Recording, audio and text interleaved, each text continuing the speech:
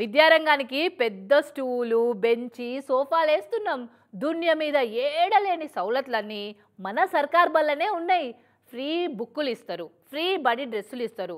సర్కార్ బల్లే చదువు మీ పిల్లల బంగారు భవితకు నెలవు అని ఇట్లా మస్తు ముచ్చట్లే చెప్తుంటారు టీచర్లైనా సర్కారులైనా.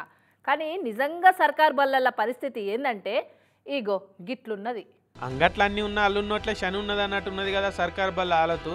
అరే ఓ కాడ బడి బిల్డింగులు ఉంటే చదువులు చెప్ప సార్లు ఉండరు, ఓ కాడ సార్లు ఉంటే చదువుకోనికే పిల్లలు రారు, ఇక ఇంకో కాడ పిల్లలుండి సార్లున్నా బడి మంచిగా ఉండదు.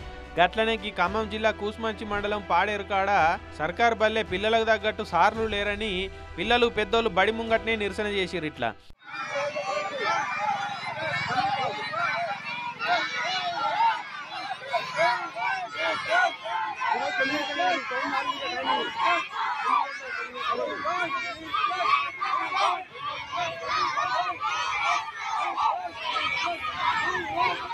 బడిబాటల టీచర్లు వచ్చి మన సర్కార్ బడి ఆలత మారింది, ఇప్పుడు మీ పిల్లగాళ్ళను మన బడినే చేర్పిరి, అలా భవిష్యత్తుకు మేము మారుస్తాం, అలా భవిష్యత్తుకు మాది గ్యారంటీ, మేము బడి మొత్తం మారుస్తామని చెప్తే వాళ్ళ మాటలు నమ్మి సర్కార్ బళ్ళల్లో పిల్లలను చేర్పించినామని అంటున్నారు పెద్దోళ్ళు.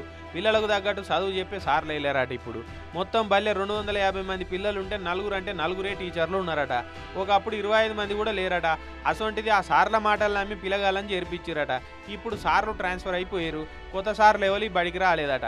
మరి అధికారులు టీచర్లను పెడతారా లేదంటే టీసీలు తీసుకొని పొమ్మంటారా అని తల్లిదండ్రులు పిల్లగాళ్ళు నిరసన చేస్తున్నారు.